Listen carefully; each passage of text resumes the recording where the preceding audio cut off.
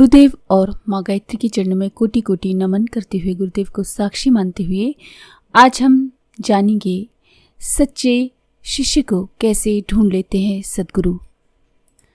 बिनु हरि कृपा मिलहि नहीं संता। स्वामी सत्यव्रत अभी 5 वर्ष के ही थे कि उनके माता पिता काल कलवित हो गए। ऐसी स्थिति में एक धाय मेहनत मजदूरी करके उनका पालन पोषण करने लगी। अपने पूर्व जन्म के संस्कारवश सत्यव्रत को बाल्यावस्था से ही ईश्वर के प्रति असीम अनुराग था। गांव से कुछ ही दूरी पर स्थित एक नदी के तट पर बैठकर वे रोज ध्यान व शास्त्रों का नियमित स्वाध्याय किया करते थे। जैसे जैसे वे बड़े हो रहे थे, ईश्वर के प्रति उनका प्रेम और अनुराग पूनम के चंद्रमा की भांति बढ़ता ही जा रहा था। उनका पालन पोषण करने वाली धाय भी अब परलोक गमन कर चुकी थी। कहते हैं कि जिसका कोई नहीं होता उसका भगवान होता है। जीवन के 16वें वसंत में प्रवेश कर चुके सत्यव्रत नित्य की भांति नदी में स्नान कर ध्यान में बैठे थे। देवयोग से एक परम तेजस्वी सन्यासी उसी मार्ग से कहीं जा रहे थे। ध्यान में बैठे सत्यव्रत पर उन सन्यासी की नजरें टिक गईं। उन्होंने अपने योग बल से सत्यव्रत के पूर्व जन्म से लेकर वर्तमान जन्म को भली भांति देख लिया, समझ लिया। सत्यव्रत के चेहरे पर छाए अपूर्व आध्यात्मिक तेज को देख वह सन्यासी समझ गए कि ये बालक कोई सामान्य बालक नहीं है। वे वहीं पास में बैठकर सत्यव्रत के ध्यान से जागने की प्रतीक्षा करने लगे। कुछ घंटे बाद ध्यान से बाहर आकर सत्यव्रत ने जैसे ही आंखें खोली तो अपने पास बैठे एक परम तेजस्वी तपस्वी को देखकर बड़े ही हर्षित हुए, आह्लादित हो गए। कहते हैं कि यदि व्यक्ति में साधना की सच्ची लगन हो, ईश्वर के प्रति आकुल पुकार हो, तो भगवान ऐसे सुपात्र के लिए, उसके समुचित मार्गदर्शन के लिए ईश्वरीय आलोक से आलोकित अपने किसी न किसी प्रतिनिधि को उसके पास भेज ही देते हैं। नियमित ध्यान, जप, स्वाध्याय और ईश्वर के प्रति अपने परम अनुराग के कारण सत्यव्रत ने अपनी पात्रता सचमुच ही विकसित कर ली थी, जिसके फलस्वरूप आज एक परम तेजस्वी तपस्वी ईश्वर की प्रेरणा से स्वयं उस तक आ पहुंचे थे। ऐसे दुर्लभ संत तपस्वी के दर्शन अनायास ही नहीं हो सकते। बिना पुण्य के, बिना पात्रता के ऐसे दिव्य पुरुषों के दर्शन करना कहाँ संभव है। बिना ईश्वर की कृपा के ऐसे पुण्य पुरुषों का सामीप्य, सानिध्य, सत्संग कहाँ संभव है। जब हनुमान जी माता सीता की खोज में लंका पहुंचे थे और वहां विभीषण के द्वार पर पहुंचे तो विभीषण जी हनुमान जी के परम तेज को देखकर ही समझ गए थे कि ये कोई साधारण व्यक्ति नहीं है। लंका में असुरों के बीच रहते हुए भी विभीषण सदा भगवान श्री राम की भक्ति किया करते थे। वे नित्य संध्या वंदन व ईश्वर के नाम रूप का गुणगान किया करते थे। इस प्रकार असुरों के बीच रहकर भी नित्य जप तब ध्यान भक्ति के द्वारा उन्होंने अपनी पात्रता ऐसी विकसित कर ली थी कि अंततः प्रभु राम ने उनकी पात्रता को परखकर उन पर अपनी कृपा अनुग्रह बरसाने के लिए उनके पास किसी न किसी बहाने हनुमान जी को भेज ही दिया। पहले विभीषण जी सशंकित रहते थे कि वे तो असुर कुल में जन्मे हैं और स्वभावतः तामसी प्रवृत्ति के हैं, अतः उन्हें भगवान श्री राम की कृपा मिलेगी भी या नहीं। पर आज जब राम भक्त हनुमान साक्षात उनके सम्मुख प्रकट हुए हैं तो उनके आनंद की कोई सीमा न रही और उनके हृदय से आनंदातिरेक में जो उद्गार निकले उन्हें गोस्वामी तुलसीदास जी ने रामचरितमानस की इन चौपाइयों में इस प्रकार से प्रकट किया है। अब मोहि भा भरोस हनुमंता, बिनु हरि कृपा मिलहि नहीं संता। जो रघुवीर अनुग्रह कीना, तो तुम मोहि तरसु हटि दीना। अर्थात विभीषण जी ने श्री हनुमान जी से कहा, हे हनुमान, अब आपके दर्शन पाकर मुझे विश्वास हो गया है कि मुझ पर निश्चित ही भगवान की कृपा है, श्री राम की कृपा है, क्योंकि हरि की कृपा के बिना संत नहीं मिलते। ईश्वर के प्रति, भगवान राम के प्रति विभीषण जी की ऐसी प्रीति देखकर तब हनुमान जी भी बोल पड़े। सुनहु विभीषण प्रभु के रीति, करहि सदा सेवक पर प्रीति।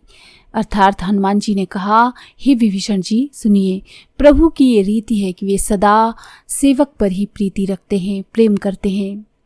इस प्रकार साधक की पात्रता विकसित होते ही ईश्वर का अनुग्रह अनुदान उस सुपात्र तक किसी न किसी रूप में, किसी न किसी माध्यम से उस तक अवश्य ही पहुंच जाता है, उस पर अवश्य ही बरसने लगता है अनुग्रह। इसीलिए पहली आवश्यकता तो अपनी पात्रता को एक सच्चे व योग्य साधक के रूप में विकसित करने की है। यदि पात्रता विकसित ना हुई तो फिर वेश विन्यास बदल लेने से, कपड़े बदल लेने से, कुछ तंत्र मंत्र का स्वांग रच लेने से क्या लाभ।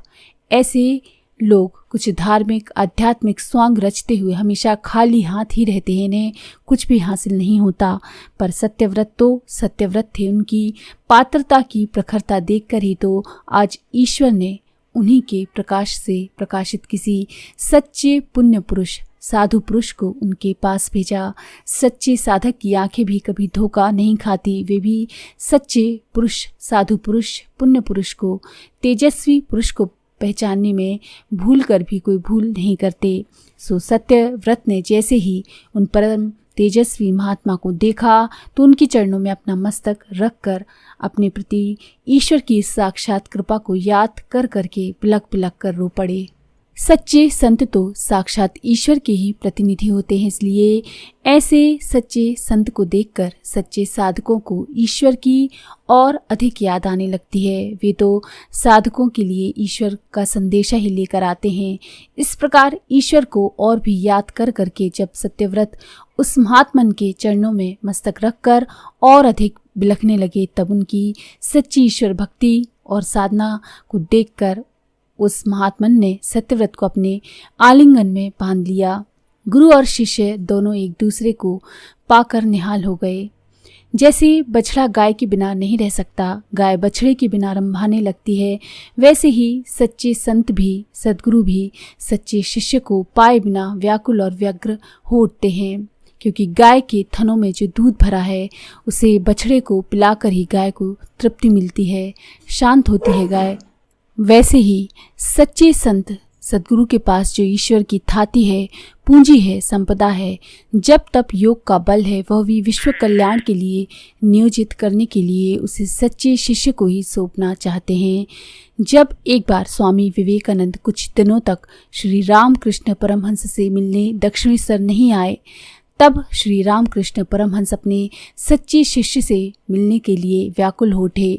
वे तब उनसे मिलने स्वयं ही कलकत्ता के ब्रह्म समाज मंदिर में पहुंच गए थे। सचमुच सच्चे शिष्य से मिलने की कितनी अधीरता, कितनी व्याकुलता होती है सद्गुरु में। शिष्य की पात्रता देखकर हिमालयवासी महान योगी स्वामी सर्वेश्वरानंद जी ने स्वयं ही युग ऋषि परम पूज्य गुरुदेव के ध्यान कक्ष में प्रकाश शरीर से प्रकट हो उन्हें दिव्य दर्शन दिया था। महर्षि अरविंद के अलीपुर जेल में रहते हुए उनके कक्ष में ही स्वामी विवेकानंद ने सूक्ष्म शरीर में आकर उनका मार्गदर्शन किया था।